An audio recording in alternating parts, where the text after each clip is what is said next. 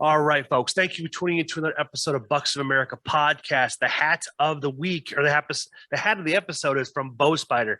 I ran into these guys at the Iowa Deer Classic here a weekend or so ago, and I've seen them on Instagram, and I've always wanted to get their product.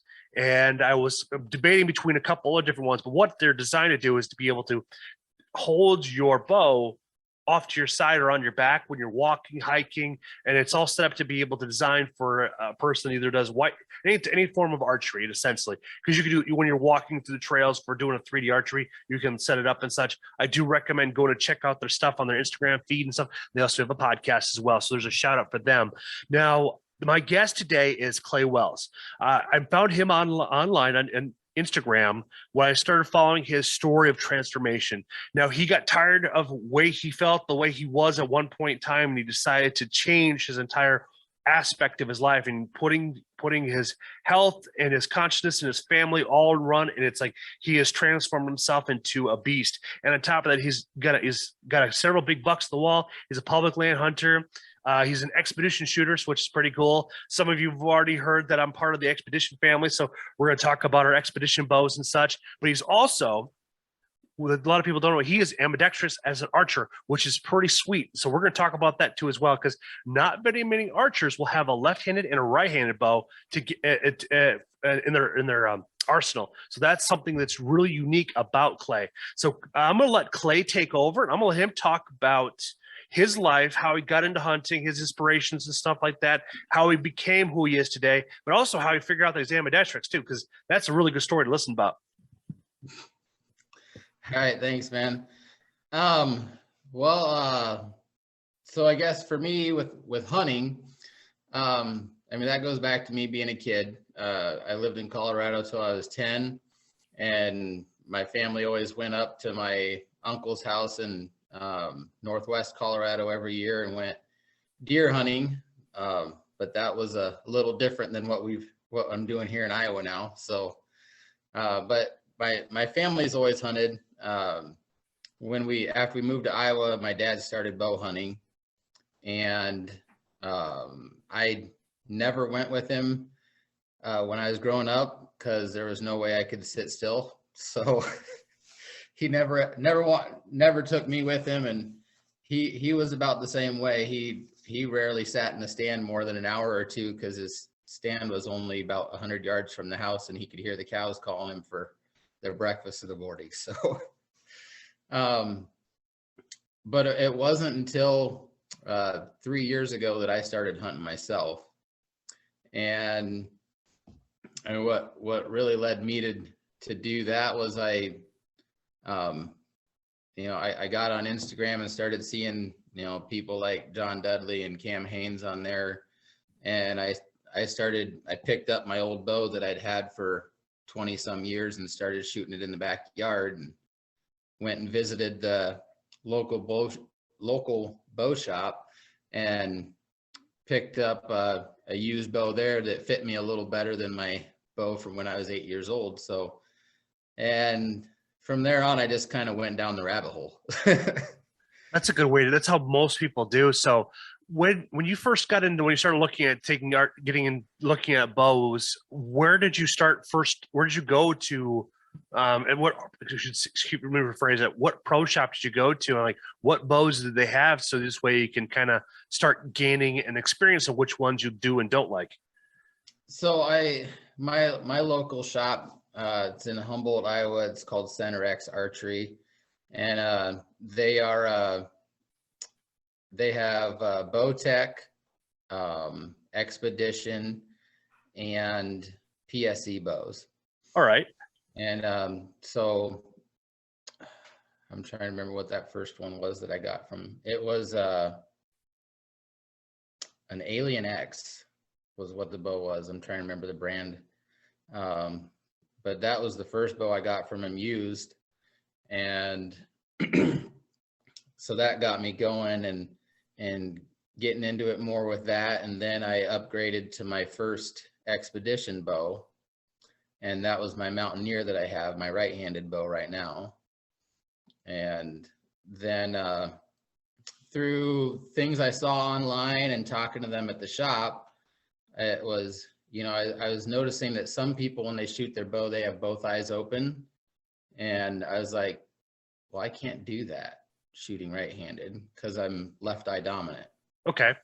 And they're like, well, usually when we set up someone with their first bow, we figure out what their dominant eye is, and that's which way you shoot your bow. And I was like, oh, well, I always just shot right-handed because I'm right-handed. So I started messing around with that idea, and then I bought a used Expedition Mako left-handed bow, and I started shooting that. And I mean, you can imagine how awkward it was at first. And it felt really weird for a while. And then I actually went through John Dudley's whole School of Knock with that left-handed bow, and it took the awkwardness out of it because I was concentrating on the steps, the shooting process, and that's what really got me to where I could start shooting left-handed. And after I shot that bow for about a year, and then I upgraded to the Expedition, the MX-16 that I'm shooting now. Now, is that a left-handed or right-handed bow? That one's left-handed. Okay. So I've got a left-handed MX-16, and I still have the right-handed Mountaineer. Very cool, man. Have you had a chance to shoot the MX-32, the new one that came out this year? I haven't yet. Ooh, it's a good bow. It is. Yeah. It will probably be my next bow in like 2 years, 3 years, just because it's like I just got the new DLX. But when I was at the Iowa Deer Classic, when I got to draw back and shoot it, it was the way it drew back, the peaks, the valley, and the back wall were as anybody would want it to be. And it's got that speed and got that torque. Now, if you really want a good solid speed bow, that would be the Smoke that they released this year. That thing has some torque. I mean, that will just fling some arrows. Yeah, and that's how that Mako was one of their speed bows from before. Because I'm trying to remember. I think that had like a 4-inch brace height on it. I think so. I think you're right. And, but I like the forgiveness that the MX-16 gives with the 6-inch brace height on it. And I mean, I haven't done it recently because it's been cold, but I love going out and shooting longer distances too. The longest I got out to was 130 yards with my MX-16, and I like doing that. I'll shoot out to 100 yards with both right or left-handed. But I just think it's fun to do those longer shots when you're messing with a target, because it really makes it a lot easier when you're coming down to those short 20 or 30 yard shots if you can hit something from 100 yards away. That is so true. I read an article from Peter's Bow Hunting magazine. I think it was like 2014 or 2015. And it was only like a 1.5-page article, nothing over the top. But what it was is that they were drilling in whatever range you're going to be shooting at for your kill range, you want to double that. So if you're hunting 30, go to 60, 40, go to 80, that type of scenario right there. So this way, then we're doing those 20-yard shots or 40-yard shots.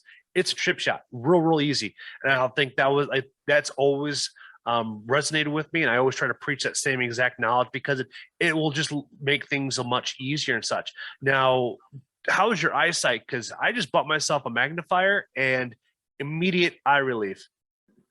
So that was another reason that I wanted to try shooting left-handed too. My right eye is a little weaker than my left eye. Okay. Not much. Like it's barely. It's not even enough that they would recommend me getting like a contact or anything. But it was enough that I could tell. Like when I'm shooting my bow right-handed out past 50, 60 yards, it gets a little blurry, but it's not bad. I mean, I can still see good enough to shoot. But that was one thing that made a big difference for me when I switched over and I was shooting left-handed, is I could have both eyes open. You can have that full field of vision when you're shooting, and it just made things a lot easier when I got out to longer distances, for sure. Now, when you switch between your right and your left-handed, now do you use a thumb release or do you use a trigger? I use a thumb. I use I've got a couple different ones. I've got one of the knock to it releases, and I've got a silverback tension release. Nice. And so I switch between the two of those. I've been doing that a lot lately. So. Very nice. Those are both really high end. Those are like cream of the crop when it comes down to releases here. I just bought myself a new release early this spring. Give me one moment, I'll grab it.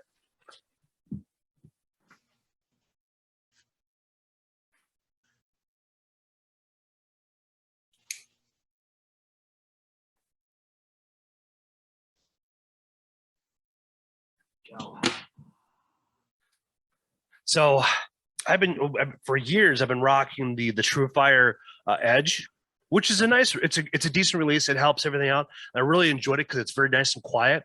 But I came across Shields here a few weeks ago, and they had the True Ball Max Pro Plus. And what I like about it was the lack of distance for the travel for when you release it. So if you can see here, it opens up. I mean, look at that, just very little travel. Then you compare it to the TrueFire, and you're just like, dope. Oh yeah. So when you get both of them like this, it's like that's a big difference between the two of them, and I really enjoy it. It's a fantastic release, and it's like very comfortable. It's like it was nothing new switching between the two of them. And I felt it was very easy going between them, and it's like I'll still use both of them, but it's always nice to have a backup because you never know when you're gonna be in a situation where you leave it or you leave it at the truck or the car or whatever, depending on what you're driving. Because been there, I left a release in the vehicle while I'm sitting out there, and like luckily that day nothing showed up. But you know how that goes. We've all been there. Yep. So when you were coming down and choosing the releases between the two, like how did you come to the conclusion like this is the one I'm going to buy and this is the other one I'm going to buy? I think, well, just for me, a lot of it at the time when I bought that release, I mean, that was when I was going through and using the school knock from John Dudley, and these are the releases he put out, and I was like, well, just figured I'd try those out. They, that's what's working with his, how he's teaching things. And, I was using a wrist strap release before that, and it felt a lot better switching over to that thumb release for me, and just how I was positioning my, my arm when I drew back and everything felt a lot better when I switched over to that. Other than that, that's about it. At the time, I didn't really look at other releases. I was still, I didn't really know anything about them. And so I was just like, well, this is the one that I know, so I'm going to get one of these. There's nothing wrong with that, because the unique thing about any powerful teacher like John Dudley, it's like if you're going to be following along with his school of training, you might as well get what he talks about. Granted, they're getting between $200 to $300 for each release, but you're not going to be getting rid of it anytime soon, because that's one of those lifelong type of releases, because they're so well engineered.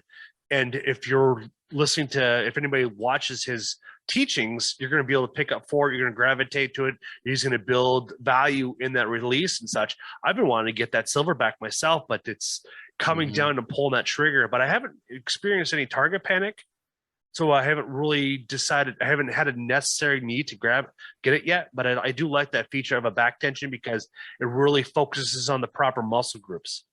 Yeah, it's been pretty neat using that after hunting season got over this year, and I was just shooting in my garage. For about probably 2 or 3 weeks straight, I shot with nothing but the silverback, and was just working on focusing on that, and focusing on my form with that, and pulling through the shot, and just trying to make trying to make everything really repeatable. That is a proper way to, especially like the way you've come into this. If any of your kids wanted to pick up a bow and learn, you've already kind of have the rhythm of everything coming down to it, and you already have those. So this is the way you can kind of create like a bonding moment where you can sit down and watch these videos, watch like 10-15 minutes of it or however long it takes for them to get distracted, and go from there. Yeah. Oh yeah. You know, and I think that's where my son's starting to get to that,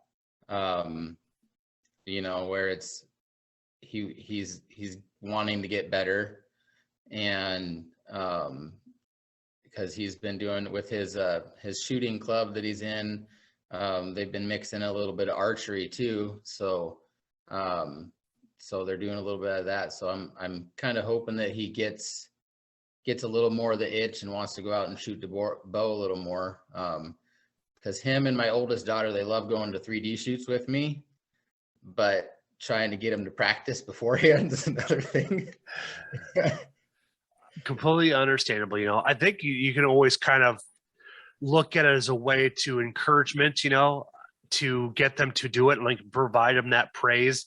And so this way that if you just encourage them to get themselves out of that comfort zone, but also like restricting, like, well, if you want to play video games, you need to do a half hour's worth of shooting type scenario.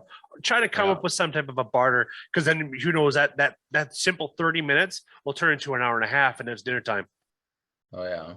And I guess it's unique with how kids work with it, and a great asset to reach out to is Tyson, because he's gone through those levels of training. So, and plus kids listen to other people. They don't listen to their parents. So it's always a unique thing to see how they respond to them. It's like, I've been telling you the same thing. It's just how kids work with their parents. Yeah. That's just like this. Well, this last Saturday, my son they did some archery, and the guy's like, the guy that was running it, he's like, well, do you want to stay and help with your son? I'm like, nope. I'm like, I want someone else to talk to him about this, not me. Yeah, completely understandable. I tried getting my daughter when she was younger into it, so it just never took. So it's like, well, you know, I'm not going to beat a dead horse. So it's like, I'll bring it up every once in a while. Like earlier this fall, I wanted to take her out, and we went to Shields there in Rochester, and I wanted to like, well, let's see how she reacts to a crossbow, and see if she'd be interested in doing something like, because in Wisconsin, it's dirt cheap for her to get a tag and such. And she can legally use that. So I was like, well, let's try this out and see if she likes it. And then she flat out told me, it's like, Dad, I don't have the attention span for it. It's like, fair enough. I will take that as words of wisdom then, you know, and maybe things will change as she gets older. She's 9 now, so things could change here in a few years, but won't push anything on her, because it's like, I want her to gravitate to her on her own.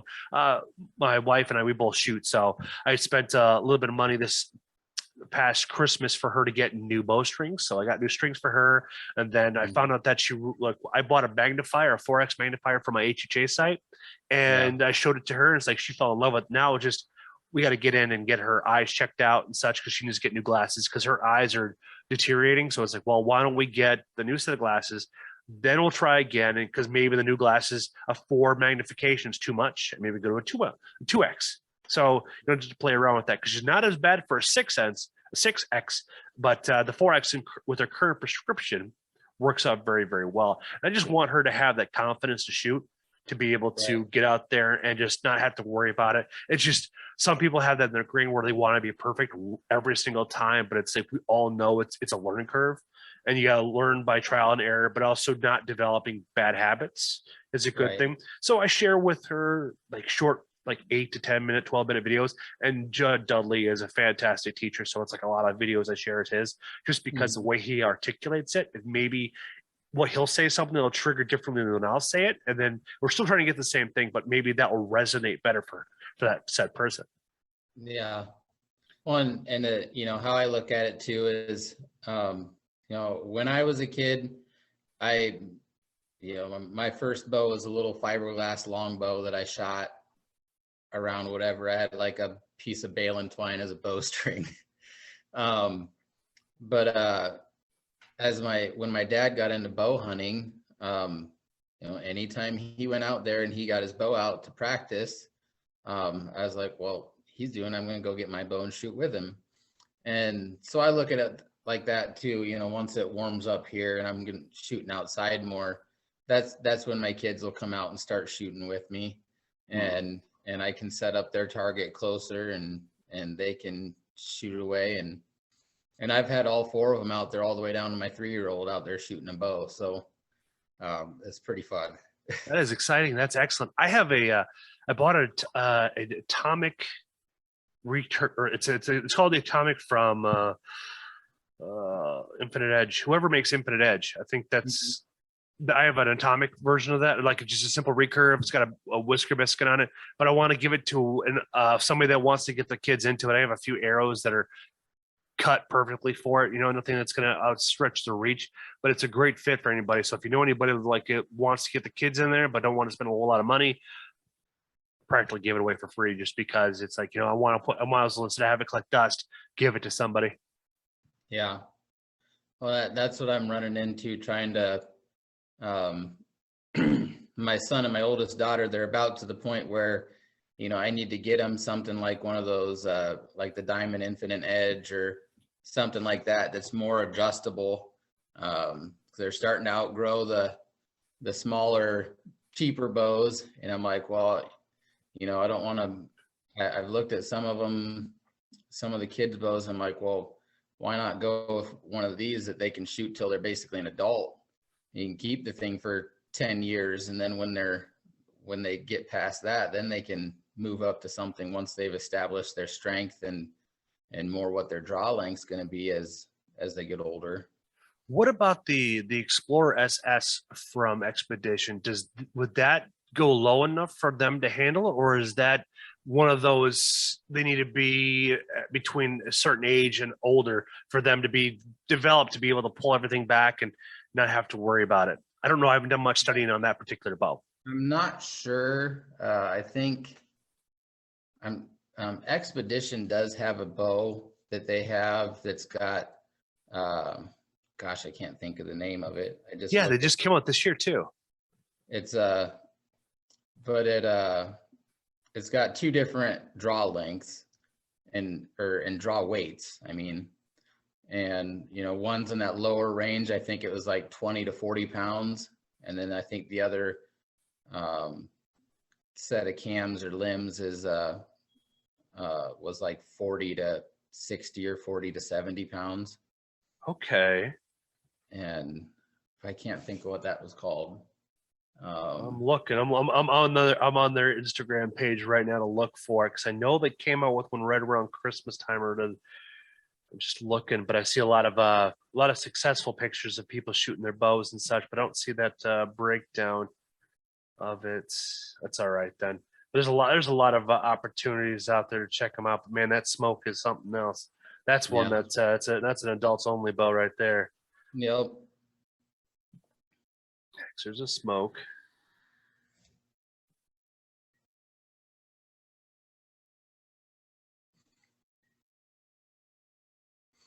Yeah, my son's using it's a little Barnett bow. I can't remember what the model is right now. And my daughter's using my old bow from when I was a kid. Okay.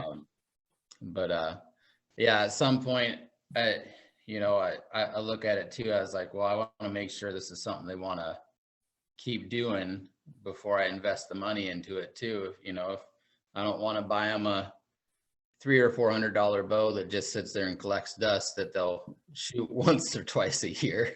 Yeah, that goes through every parent's mind, because you want to get them induced to it, but kids, they follow the dopamine wherever they want to go and such, and you have to show that consistency. For like one time, my daughter asked me for a set of golf clubs. It's like, no, I don't play golf, and it's like, I don't know who. You may have to ask your mom for that one, but because I don't play golf, so it's like I'm not going to invest the money in for it, and I don't know if she just asking to see if she'd get it or what be the case, but it's like I'm not going to do that.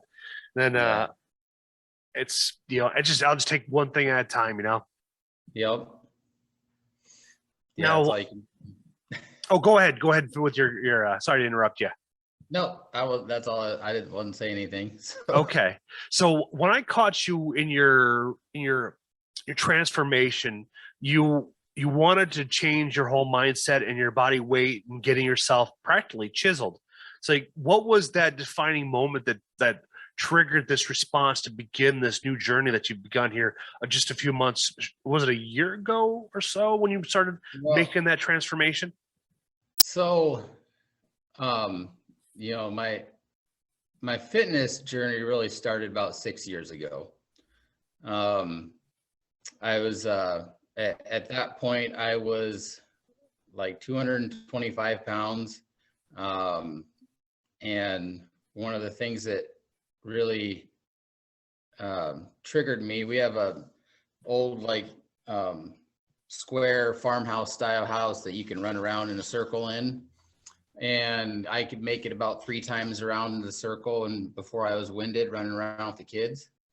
Okay. And I was struggling to put my, you know, bend over and tie my shoes, and I just looked in the mirror and did not like what I saw. Okay. On top of that, earlier that year,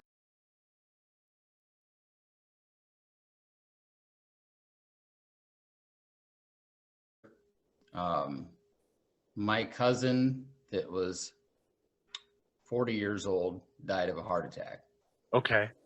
And then within 6 months of that, one of my wife's cousin's husbands, who was 2 years younger than me, died of a heart attack. Oh, I'm sorry, man. That's a lot of hard hitting, life changing events there for you and your wife. Yeah. But they were both overweight, didn't take care of themselves. And I looked in the mirror and I was like, I don't want to be the next one. And so I went out, and it would have been 6 years ago in January was when I started, and I went for my first run here in town, and I made it 2 blocks before I had to walk. Okay. And walked for a while, ran again for a little bit, walked again, but I didn't stop until I got a mile done. But from there I kept going. That year I actually lost quite a bit of weight, but it was a struggle. I couldn't keep it off. I got down to like a 175. Okay.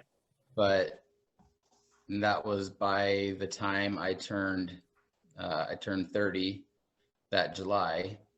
And by my 30th birthday, I'd gotten down to 175. And by Christmas, I was basically back up to 200 pounds.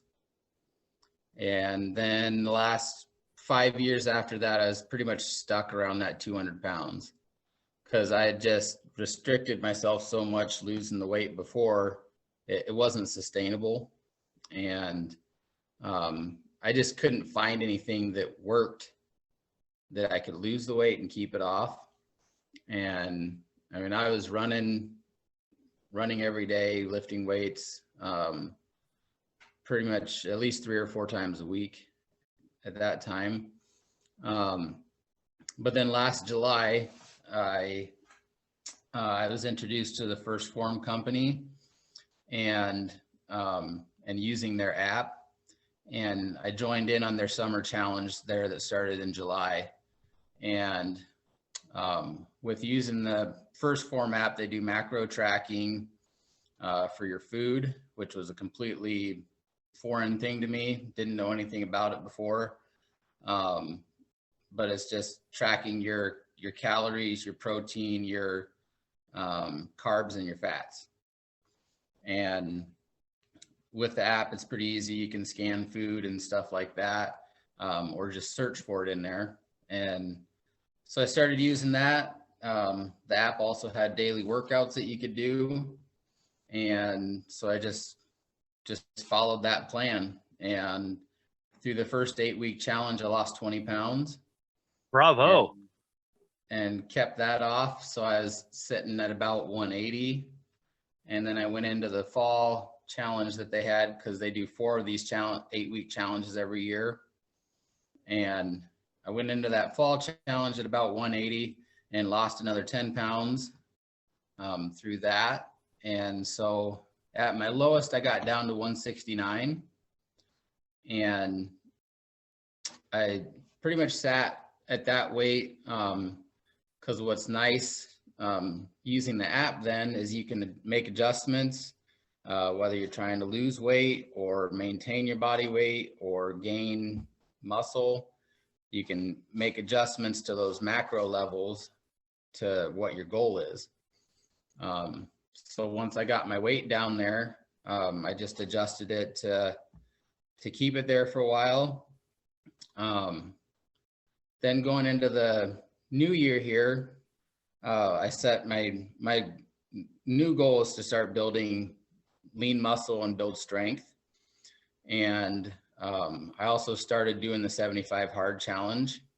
Nice. I don't know if you know. Yeah, I've heard of that. I've had a couple of friends that gone through the whole 75-day hard thing a couple of times, and it produces fantastic results. Yeah. So I started doing that in January.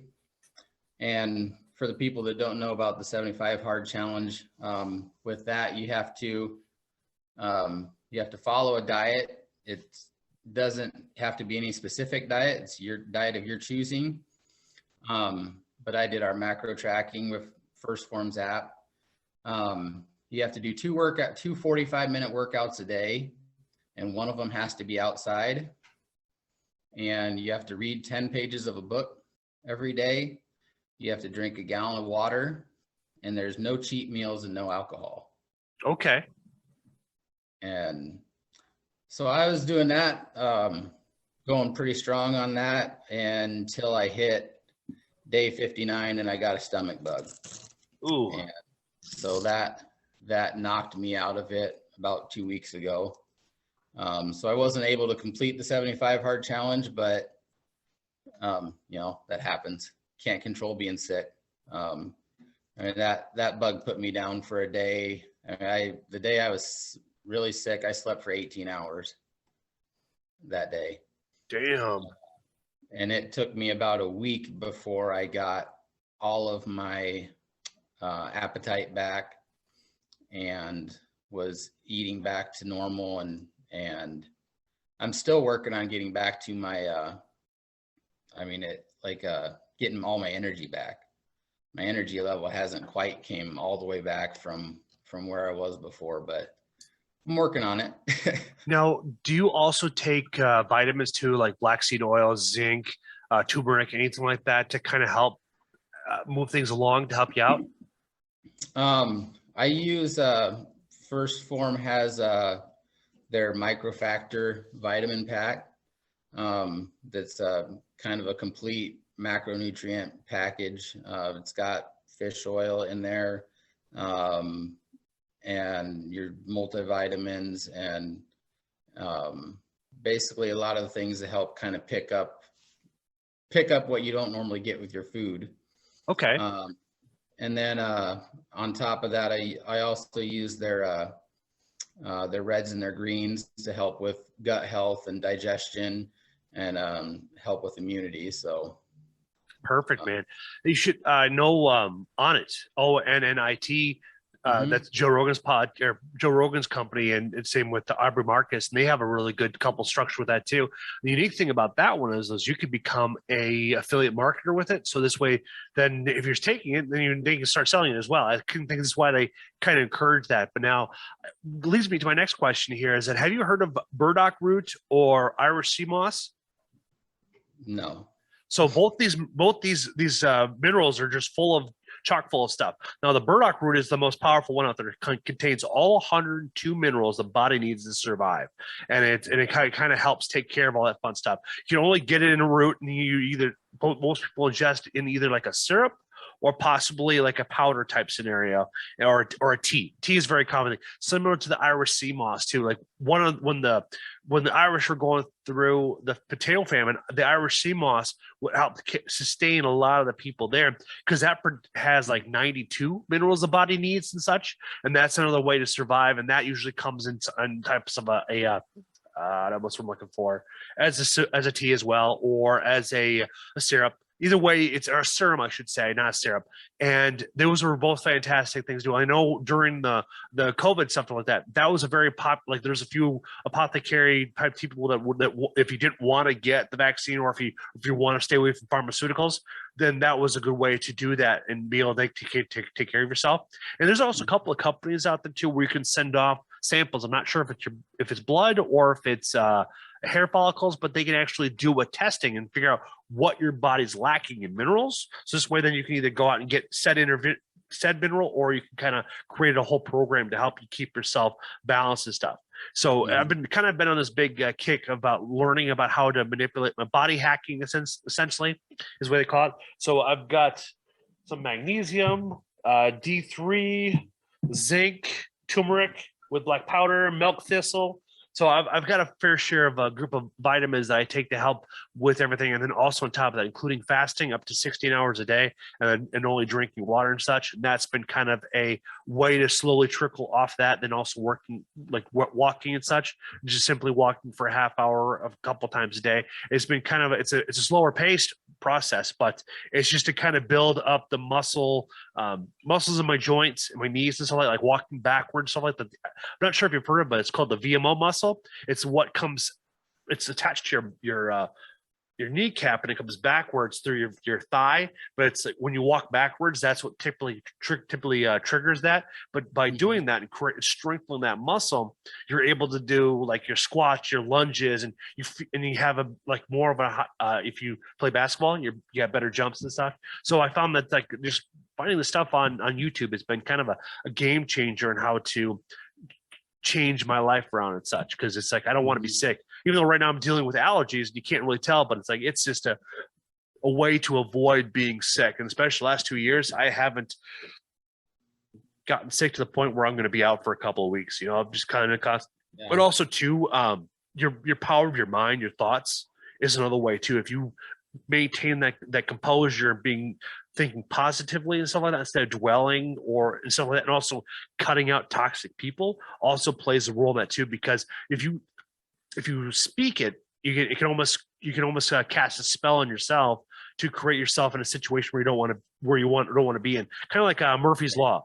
Like if whatever you fear most, you can manifest.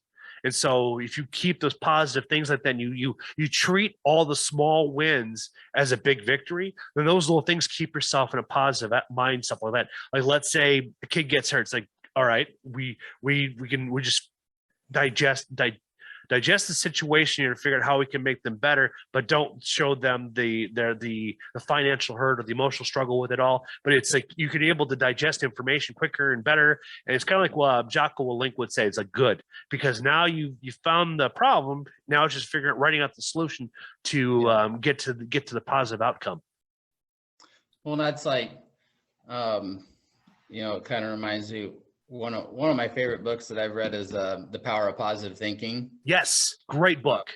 That's definitely a good book for if people haven't read it, they should. But yeah, you'll be amazed at just by switching your mindset, how things can be. And that's been one of the things throughout these last 9 months. Not only did I make a physical change, but I made a mental change too. And with getting into that first form community, I met a lot of great people there. And with that, and after having the transformation myself, I got into what they call their Legionnaire Program. Okay. And what does that entail? So what that is now is I'm helping other people. All right. So I'm trying to help people to get the same results that I had. Whatever their fitness goal is, through this Legionnaire program, I can do one-on-one coaching with people through the first forms through their app. And so, that was a big thing for me that helped me out, was having that advisor there to help me with any questions I had, and just having someone there for accountability.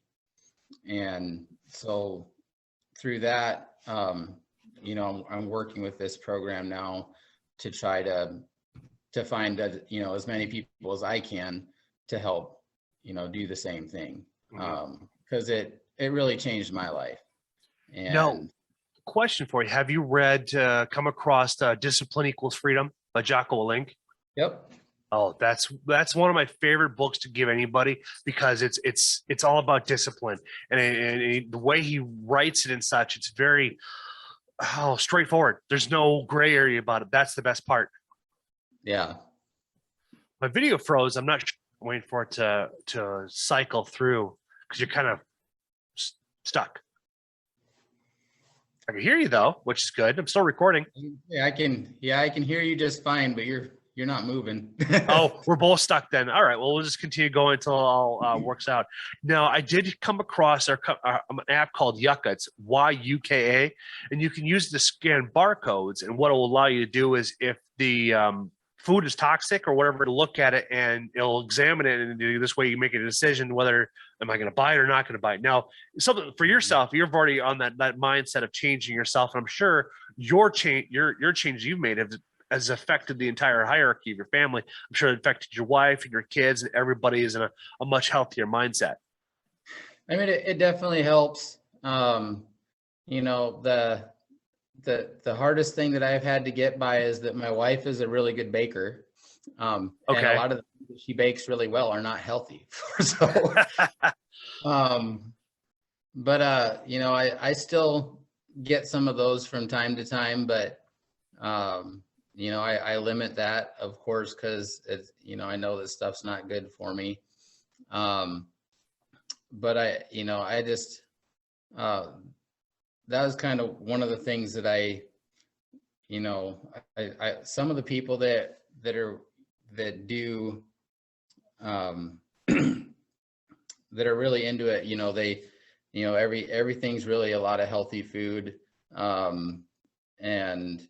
But what I've also tried to find, being a Midwestern guy, we're a lot of meat and potatoes up here, and just looking at some foods that might not necessarily be the healthiest, but they're part of our staple, and knowing that that stuff can still work in your so-called diet, but it's all about proper portions, stuff like that.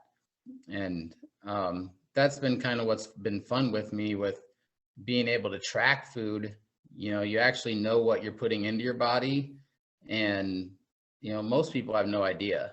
I know when I started, when I looked at some of the things that I was eating and drinking before, it was just like, wow, that I couldn't believe how much sugar and carbs, especially stuff that I was drinking, had in it.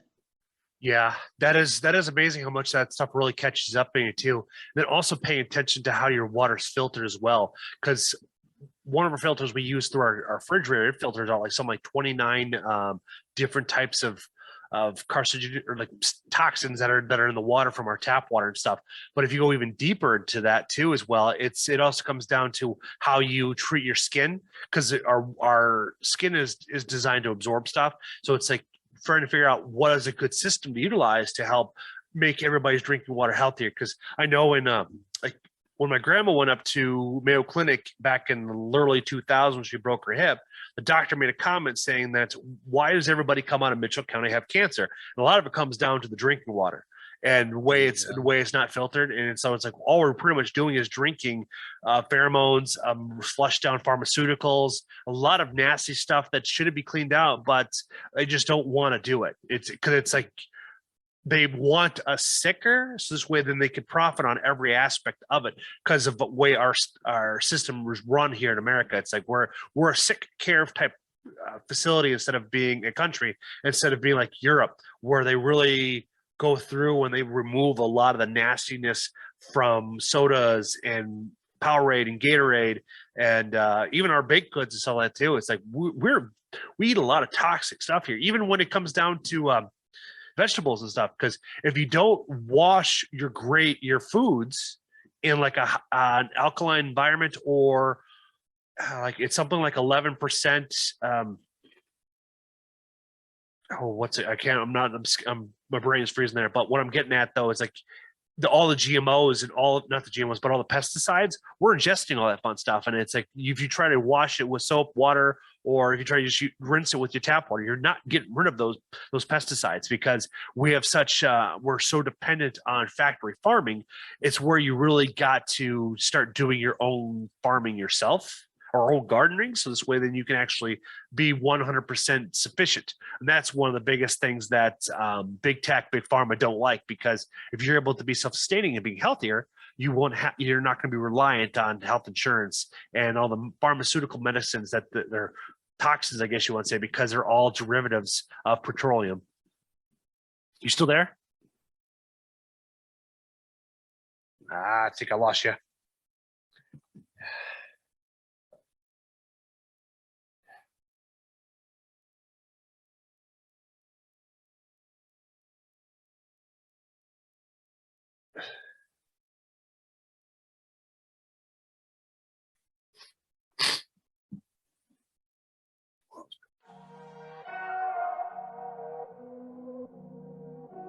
I'm Jake with HHA Sports, and today we're going to talk a little bit about our Dovetail Sights and how they're going to fit on the new Matthews V3X. So as you'll see, I have a Tetra Max Tournament Edition sight on this 33-inch V3X. All of our Dovetail sights, the Tetra and the Tetra Max, will fit on the V3X.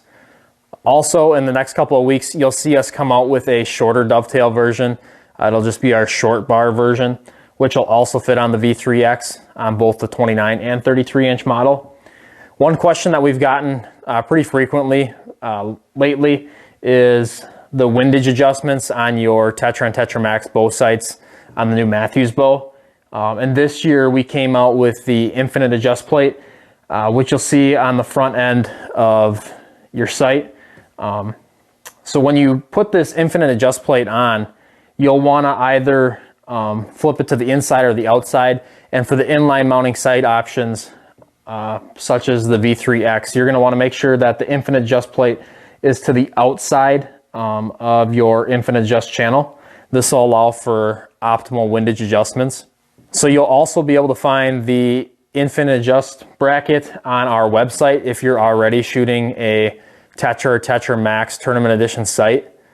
Another way that you can get your HHA to fit V3X is by buying our conversion kit, which you can find on our website at hhasports.com.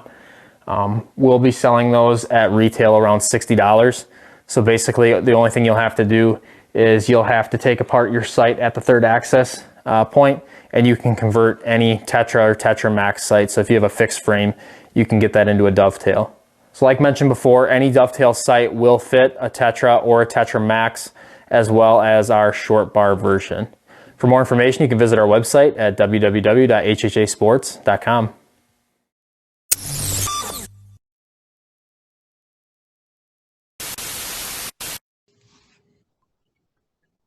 Now, after my wonderful rant about how toxic the United States corporations keep us, I want to slide us into your 2021 fall season. How did everything turn out for you? So, yeah, this year bow hunting went really well. I got my buck right before Halloween, which is a lot earlier than the last 2 years when I've gone hunting, and he was a good buck. By far the biggest one I've gotten out of the 3 years that I've hunted now. So he's a 12-point buck. I got him back from the taxidermist about mid-January, late January, and got him up in the garage. So exciting. I get to see him every morning when I go out there and work out and when I'm shooting my bow, and so it's just extra motivation right there. That is pretty cool. Now, did you do a European mount or did you do a shoulder mount? Shoulder mount. Yep. Sweet. That's always exciting when all your hard work came together and produced something pretty nice. What else? How else did your season go out? Yeah. Well, I mean, it was was pretty neat when I got him. You know, the night I went out, I thought it was pretty late. I was waiting on my wife to get back from something, and basically as soon as she stepped in the door, I was going out the door, and I'm like, all right, this is like an hour later than I wanted to be out, but I'm gonna try it anyways. And I was just about ready to come down, start getting out of the stand, when this little doe came running up from behind me, and she froze in her tracks and was staring over. There's some they're kind of willow that just kind of grows like weeds down by the river. She's staring over at those, and then I could start to hear his antlers hitting the willows as he's coming through. I'm like, all right, what am I gonna see? And this big guy stepped out, and he followed the path perfectly right by my stand. He was at 18 yards when I drew back, but my sight light didn't work. And luckily with my sight, I've got a slider sight. It's a 5-pin slider. Okay. And I use the center pin for when I'm adjusting with the slider.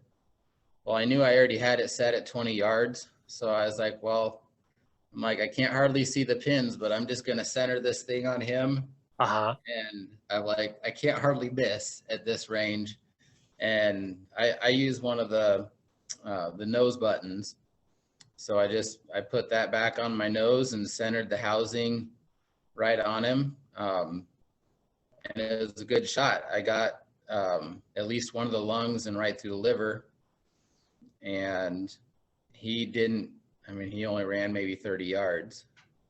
But it was pretty big adrenaline rush when I got him. And when I first walked up and saw him in person, because I bet I had 10 or 12 pictures of him between last year and this year. And just walking up and putting my hands on him that first time was pretty awesome. And then I brought of course, I didn't, when I walked up to him, start going through my pack to find my knife, and my knife is not in my pack. Oh no. So, and I'm like, how is this? What the heck's going on? Okay. I pulled everything out of my pack, and I was like, all right, I never take that thing out of there. What happened? I go back and I look in the car and it's not there. I'm like, well, I'm at the car already. I might as well go get the kids. So I go get my older kids and I bring them back out. And the last 2 years I've taken them out when I've gotten my buck. Sadly, neither of them have been out with me when I've actually shot the deer. But I've brought both of them out there, and they've been there when I've field dressed it, and they try to help me drag it out. This one was a struggle because I didn't weigh him. I had no way of weighing him out in the field, but I know he was over 200 pounds. And the place I hunt, it's down by a river. For one thing, they had a tornado that went through this area back in 2004, and nothing ever got cleaned out of that timber. There's deadfall down everywhere. And then we had a really bad ice storm last year that brought down a lot more stuff. So just dragging him out, that was that took some effort. I can tell you that. It was about a quarter mile that I had to drag him through there. And I know there was probably at least a dozen logs that were a good 12 to 18 inches that I had to lug him over. And it made me glad that I had my fitness up as much as it was, because a year ago, it probably would have taken me a few hours just to do that. Yeah, I can understand that, man. But at least you had a couple kids there to help you out with the work for it all. I'm staring at the picture right now on your Instagram, man. He's handsome. He is a handsome devil. He's got great G1s, G2s, nice wide out past his ears. What do you think he was? Like, I think to me, he looks like 6.5, maybe 5.5-year-old buck. What do you think? I'd say probably around there. And you know, I'm no expert by any means at aging bucks, but one thing that was really interesting, that the night that I got him, when I got out there, I saw quite a few deer in that hour before he showed up, and I saw a group of does come through. And my stand I'm sitting on is about 50 yards from the river, and I'm always seeing deer on the other side of the river too. And I saw a couple nice bucks on the other side of the river. One was a pretty decent 8-pointer, and I tried calling at them, and because the year before, I was actually able to call a buck across the river. Oh, that's exciting. And get him to come in. And then I was waiting for him to turn broadside, and my son moved and he took off. So, that was a learning experience for my son. I had to teach him, if you hear me calling a lot, do not make a sound, because that means I'm trying to get a deer to come in. But, you know, I knew it wasn't his fault. I got a little upset at the time, but it's just part of it. But yeah, I tried calling these 2 bucks, and did a couple grunts and rattled, and they took off the other direction, ran away from it. And the only thing that I can think of is that this buck that I got must have been king of the woods there. He probably kicked their butts before that. You know, that is a true story. Like the buck behind me right here, he was the bully buck. As soon as I dropped him in 2017, 2018, I had new bucks never seen before, all different sizes, between basket, like little forkies, all the way up to basket 8s. Nothing really noticeable, but as soon as I took him off the land, bunches of bucks. But if you can't really see him, but that neck is just thick. And when my wife and I found him the next day, because I shot him, watched him run, but I didn't see him tip over. Come to find out, he ran like 40 yards tipped up, which is just fantastic. Well, he jumped on the property I don't have permission on. So it's like, well, we waited till like 10, 11 o'clock at night. It's like, hey, well, it's like we're waiting for him because we saw him leave. Maybe we can catch him when he comes back out and ask him, hey, we shot a buck and he jumped over on your side. Can we grab him? Well, the next morning, of course, the rigor mortar set in, the cold set in. So we had to drag him through some thicket and through the buckbrush, through ups and down trees, stuff that they were all toward, and then plus you also deal with all the legs that are sticking straight out like a dead corpse, and then we had to drag him because I didn't want to. I woke him up at 6 o'clock in the morning. He was not happy about that, but I needed to get him taken care of, otherwise I could lose him overall, like having the meat expire and stuff. But I dragged him across the yard into the other field and butchered him right there. Yep. At least your deer was all still malleable, you know. It's like you could tuck the legs in and move the head and such. Yeah, and that was one of the things the big thing that I noticed on him when I first walked up to him was how big his neck was. It was pretty funny when I brought my kids there. I was like talking to my son. I'm like, that deer's neck's bigger than you are.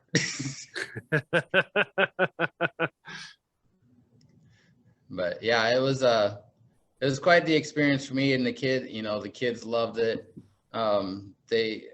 Just the pure excitement when they got to see the buck for the first time, and they were so excited about it. And when we got home, they come running in and they're yelling to my wife, and who she doesn't care at all because she's not a fan of hunting and stuff that much. And she's like, I don't want to hear about it. Don't tell me.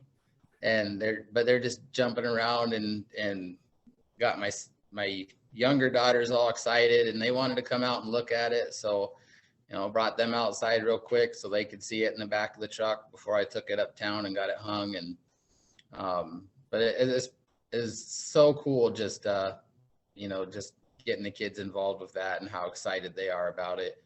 And on top of it, all 4 of my kids love eating the meat with me. So it doesn't get any better than that.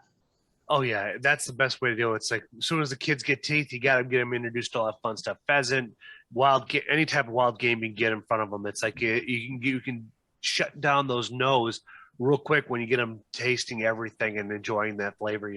My dad made the mistake years ago when my brother and I were really young. We ate venison all the time, and we refused to eat beef. So it's like it was kind of a hurdle to get past that, but it's like we just love the taste of venison. Even to this day, my brother and I love eating venison. And then as a early Father's Day gift, my wife bought me a smoker. It should be here on Thursday, so I am going to be smoking up quite a bit over the course of the next several months, just eating through the meat I have. I'm just looking forward to experimenting with different injectables, rubs, and anything I can come up with to be experimental with the whole process, because I'm going to eat it regardless. And if I'm going to share it with you, it's like, if you don't like it, well, I'm still going to eat it. I tell you what, that was one of the biggest game changers for me, was when I got my pellet smoker. Yeah. I got a Pit Boss one, and just that thing, it's so easy to cook stuff on it, and just set the temperature you want, let it go, stick the meat probe in and wait for it to get to the temperature you want. I use that as much as I can, even in the winter, some when it's not blowing and 20 below zero. But yeah, that's what I got too, was Pit Boss. Now, did you go with gas? Oh no, that's where you went with propane. But did you go with electrical propane then? Or electrical pellet smoker, correct? Yeah, it's an electric one. Yep. Yeah, it's like I've heard all the horror stories between all of them, but I'd like, from what I get, I got several positive reinforcement by people just saying, let's get you. If you get electrical one, you're going to be more happy with it overall. But during the wintertime, it gets a little tough, especially if you can't get the smoker out of the wind, because otherwise that wind will just suck that heat right out of it so quickly. Unless you rewrap it like in an insulated, re-insulate the walls and such, because they're already double insulated, I believe, depending on what model you get. But if you add an extra layer, it kind of helps with everything too as well. But I got to find something that's going to be able to sustain that heat. I know they've got like those insulating blankets that you can lay over them. I haven't gotten one of those, but I've thought about it. Yeah, I'll see how this upcoming winter is going to be like, if it deems it forward enough, because the townhomes I live in, the area I live in, I have more than one place where I can stick it at. It's just depending on how the wind is going to blow. Right now, I have my primary grill right outside my front door, because where I have it at, the wind just kind of works its way around it. Like it's something about how the garage and the side of the house, how it just creates this nice like dome where the wind travels. It creates this pocket where I can put it inside there. So it works for the wintertime when we want it. And plus it's like I could see the temperature gauges from the window. So it works. It does the job. Definitely. So what's the plans for Clay this summer? Well, always got stuff with the kids. Gonna be starting soccer here pretty soon. My daughters are doing dance, but that'll be done in May. But we usually have soccer. We usually got t-ball, baseball, stuff like that with the kids. So that always keeps me pretty busy. I've actually been thinking about going turkey hunting this year. I've never done that before. But it's been something that I've been thinking about, especially because this last month, almost over a month now, I've been seeing, 20 to 30 turkeys every day on my way home. And I'm like, I think I could do that. I was looking at doing a non-resident turkey hunting in Iowa, but it's like you got to get drawn for it, and they get picked so quickly. Like the only place where I could really see if I could possibly get a non-resident tag would be south west of Des Moines. And even still, then you're talking below 100 leftover tags to try to get there. It'll be easier for you to come hunting in Wisconsin or Minnesota with me than it would for me to come down and join you. Yeah. So I'm going to be. I'm hoping to get a bag of turkey here in the La Crosse area, and then also I have a buddy of mine up in Green Bay area that he's called in several turkeys. I think he's got 8 on his wall. So I want to at least try to add a couple, because there it's like you can wait towards the end of March here, and you can just buy over-the-counter archery tags and be able to get after it that way. And then next year I'm looking at doing a over-the-counter tag there for Miriam's in Nebraska. Okay. That's not too bad. It's only it's a little over 700 miles from where I live. And then it's like I got a truck, I got a camper and such. So this way, then we can. There's a couple of different places where we can set up camp at and have electricity. So this way we can run a space heater, keep us nice and warm if it gets too cold. But it's kind of like, or I have access to generators too and stuff, just to make sure we can have that good night's rest, being able to do it. We'll do 5-day trips, 2 days of traveling and 3 days of hunting. Yeah. Yeah, it's just, it's something I've been looking at, and, I have absolutely no experience with turkeys. But I've been, kind of looking at some stuff online and asking questions, and kind of, I'm looking at where I'm seeing these turkeys every afternoon and trying to figure out where they come from in the mornings, which, it's pretty narrow area down here, because there, other than by the river, there isn't much timber around. In our area, it's pretty much flat farm ground everywhere except for where the river is. So, I've definitely been thinking about it. That is something to think. Yeah, I completely understand. I have a buddy of mine. His name's Jeremy Salter. He lives over by Kioska. It's weird. It's one of those really long, weird ones. It's over by east of Fairfield, the Tumwater area over there. But there we go. Look at this guy coming out of left field. But he is from Southeast Iowa, so I know that stuff. Yeah. So, he would be got to reach out to. I could.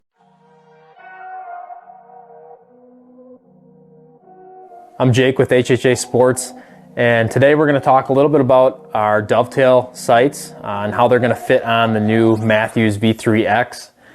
So as you'll see, I have a Tetra Max Tournament Edition sight on this 33-inch V3X. All of our Dovetail sights, the Tetra and the Tetra Max, will fit on the V3X. Also, in the next couple of weeks, you'll see us come out with a shorter Dovetail version. It'll just be our short bar version, which will also fit on the V3X on both the 29 and 33-inch model. One question that we've gotten pretty frequently lately is the windage adjustments on your Tetra and Tetra Max bow sights on the new Mathews bow. And this year we came out with the infinite adjust plate, which you'll see on the front end of your sight. So when I can set up a group text messages. So this way you talk to him, and he's a great caller. He said last year he went like 16 for 16 or 18 for 18 birds, because he guides out there in North Carolina. And it's just like he had one cadence for every single bird because for all the hunters he's with out there in North Carolina. And he also does bear hunting too. So he knows his stuff. He's been on my podcast twice, but he has a really good understanding for it. I'm also John Morton, Big J custom calls out of Louisiana. And if you happen to shoot a bird, if you keep the wing bones and send it to him, he'll make you a one of those glass ones, to a glass top where you take the wing bone, you scratch it, or you can utilize it as a call too as well. He's very talented with the stuff. If you go back and find that podcast with us, he demonstrates for it. Now the worst part is like I now have a YouTube channel. So our video conversation will be on YouTube. Okay. The downside is like our initial conversation and his stuff. I had a SD hard drive for it, and they're gone. It's like I lost. I have no idea where it's at. So it's like, son of a gun, completely lost it. So I have no idea where it's at. So I had 5 years worth of material on it just gone. And now since I finally bit the bullet and started doing a YouTube channel, it's slowly growing. YouTube is a tough one for hunters. It's like you have to pay for it, or you just kind of hit the algorithm just right to take off, or it's just frustrating. So or you have to do a lot of advertising for, like doing giveaway stuff, like help me get up to 1,000 or 5,000 subscribers type scenario. But usually you have to offer a pretty good price to be able to do that. But for a lot of folks like yourself, like transferring a lot of the videos and the reels you're doing, it's very seamless to do. Once you figure it out, it's not difficult. If I can figure it out, anybody can do it. And plus, we have kids; they're really good at figuring stuff out too as well. It's like I need to do X, put it here on Y. Help me figure out the in between. Yep. Now, are you going to be able to go to the R100 in middle of May? It's someplace in Iowa. I don't think so, unless I only go to the Sunday one. That's the same weekend as my daughter's dance recital. So okay, that makes sense. Definitely not going anywhere on Saturday. That's for sure. Yeah, because it's in Iowa, Fayetteville, Iowa. It's May 20th to 22nd. I think I might be able to make it to that event. And then also I'm going to go to the Sparta one because that's like literally like 12 miles away from me. So that's really close. Now, if you can make it to that one on July 22nd or 24th, you can stay with me. And then also at the end of July, there is the King of the Hill 3D event. And last year they had 250 plus archers show up. That was only with 2 courses. This year it's going to be 3 courses. Yeah. And it's going to have Vortex and a bunch of other prizes. I mean, it's usually, I don't know, $15,000, $20,000, between $15,000 to $30,000 worth of prizes given away. Archery equipment, releases, arrows, broadheads, a whole bunch of good stuff. Because that's a 3-day event, and that's the following weekend after that. And I'm not quite sure if I'm going to do all 3 days or if I'm just going to shoot, maybe just doing like the Saturday and Sunday, get a hotel over there because I have a camper, but it doesn't have a shower in it. So one of those type of things where it's like, well, if I at least get a hotel room, I can at least take a shower. In July, it's going to be hot, but it is worth the trip. And if you do decide to come, well, obviously, if you go to anything after pretty much May, you're going to want to keep a thermal cell. And at the beginning of our conversation, I have a buddy of mine that was out working today. It's Ryan Nordahl from Epic Whitetail Habitats there up in Osseo, and he takes a picture and he shows a tick. Yeah, he must have been changing and taking a shower, and he found a tick on his body. It's like they're out. They're already out. Jeez. Yeah. So this is it's so frustrating. It's like, it's like, let's give us a few more months, but we're already seeing them in March. Yeah. Yeah. Talking about those shoots, I've been to the R100 in Fayetteville 2 years ago. They did it in August, and I met my brother over there because he lives in Cedar Rapids. Okay. Area. But then they switched it to May. And so last year and this year, they put it the same weekend as my daughter's dance recital. I'm like, come on, guys. Here. Yeah. But those May shoots are so worth it. But last year I went to the one that they had in Yankton, South Dakota. Oh, that's awesome. But they don't have it there in Yankton this year, I saw. So yeah, you're right. I don't see it there either. That's the original home of Expedition back in because Expedition started in 2012 or 2013 when it first came to light, and that's where it's based off, is Yankton, South Dakota. And when Kurt Headington and a couple one other guys, I can't remember the gentleman's name, but they bought them out and then they grabbed some semis and shipped everything over to Decorah. Yeah. That'd be really cool if they had there at Anthem Archery or someplace in the Decorah area for that R100, because I haven't been to the last couple of years because either I had someone planned or somebody died or it's a wedding. So it's like there's something always going on. But now this year I don't have anything on my docket. So hopefully I'll be able to go without an issue there in Sparta. Yeah. Or in May. I might just do the May 1 and 2 as well. It's just I'm hoping that we figure out some of these gas prices, man. These are freaking ridiculous. Yeah, I know what you mean. Right now, it's getting crazy with these gas prices, and the amount that my wife has to drive, just getting our kids to and from school, is about ready to break the bank right now. It's getting crazy. I'm about ready to tell her that we're gonna have to get her a Prius, and they're just gonna have to. Yeah. Because your youngest is being 3, so you can't escape around that, and then but it's like, and then you have to meet the threshold for either weight or height requirement for Iowa for me at a booster seat. So it's like, it's so frustrating when you have to buy one of those. It was so nice growing up in the 80s. Like, just hop in the back of the station wagon. Right. While your parents are cigarette, smoke a cigarette. Yeah. When I was a kid, we'd drive from Colorado out here to Iowa to visit my dad's family, and we had an old 83 S10 Blazer, and we'd pretty much every time we'd stop at Kearney at the Cabela's there. Yeah. And when we stopped at Kearney, we would fold the back seat down so that was all flat, and then me and my brother would just lay down in the back and try to sleep through most of Nebraska. So. That's so true. I-80 is so boring. Yeah, you just cross the Platte River about 100 times. That's about it. That's pretty true. It's kind of like, and also the Lewis and Clark if you're going across 90. I always tell people if you're going across to count how many times you go across it, and then let me know and see how many if you counted correctly. Because I've done it once. I counted correctly the first time, so it's pretty cool. And it is a trip because I've been on both sides of 90, so it is definitely unique. I prefer going westbound than eastbound because it's just nothing but towns. But Pennsylvania's pretty. Taking I-90 and through Pennsylvania is pretty legit. Yep. It is nice. Well, man, we've hit a lot of cool stuff here, man. I'm hoping that you'll be able to do something. Also in June is the next BMAC games, and I think that'll be right up your alley. It's like June 20. It's the same weekend as an HHA event, so I have to pick and choose my ballot. Yeah, June 25th and 26th. Yeah, I was looking at that, and so that depends on when we go and visit my parents.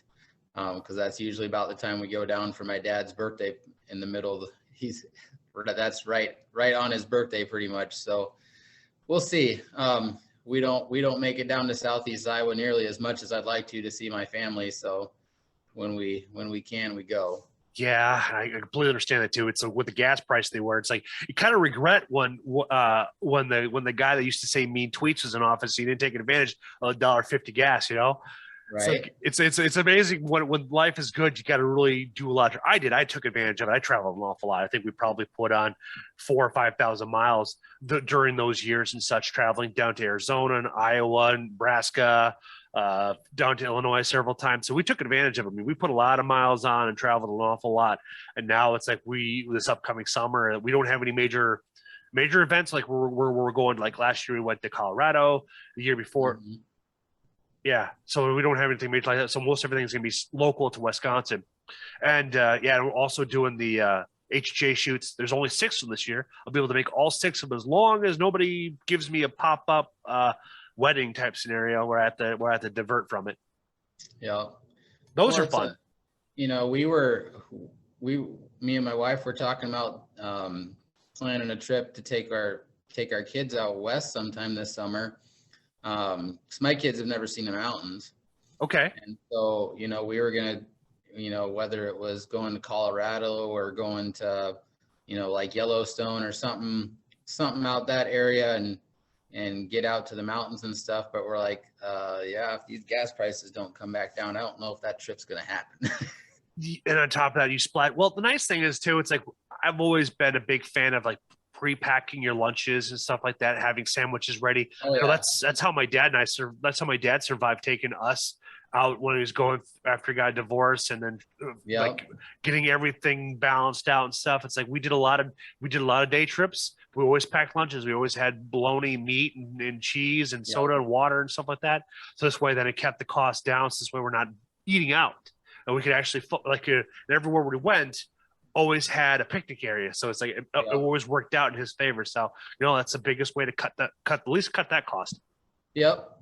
Oh yeah, pack a loaf of bread, some lunch meat and cheese, and that covers a lot of it. And and it's like when we went over there to Yankton to the R100, we camped overnight when we were there.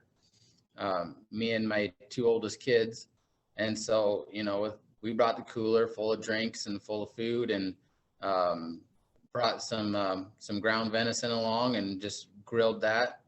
And so we had deer burgers and stuff for supper. And then in the morning we had some eggs and sausage cooked over a fire, and good times. Oh man, those are the best memories. I'll tell you what, when your kids get older, like remembering that smell of bacon or venison over in a cast iron, over the fire, or over anything, just being out in that element right there is so worth it. Because I remember waking up, like that was my dad's way of waking us up. Was just like as soon as we hear the bacon hit that hot cast iron, it's like it's go time. It's time to get up and get the show on the road. Yep. Yeah, so I'm, hopefully we can get, do something like that with them this year. We'll see. Excellent, man. Well, dude, we hit on a lot of good things here. Tell people, how can they find you on Instagram? On Instagram, you can find me. It's cwells.1986. That's where a lot of my content is, whether I'm shooting my bow every day or going for a run or throwing some weights around. It's a little bit of everything on there. Fantastic, man. You've been an inspiration, man. You've really kind of I like to hearing about that new app. Make sure you DM me the link or something like that. So this way I can download it. And so this way I can get that stuff, get myself focused on getting that healthy workout and stuff like that. Cause I've got the healthy, like the eating and the vitamins down. Now it's just adding things into it to have a healthier 2022. Yeah, that's, that was one of the things that I love the most about the First Form app is it's all encompassing. It basically has everything you need there, from the food tracking, workouts. They do live streams on there Monday through Friday from the people at First Form that are like registered dietitians and personal trainers. So it's pretty awesome, just the amount of stuff that they have packed into that app for people.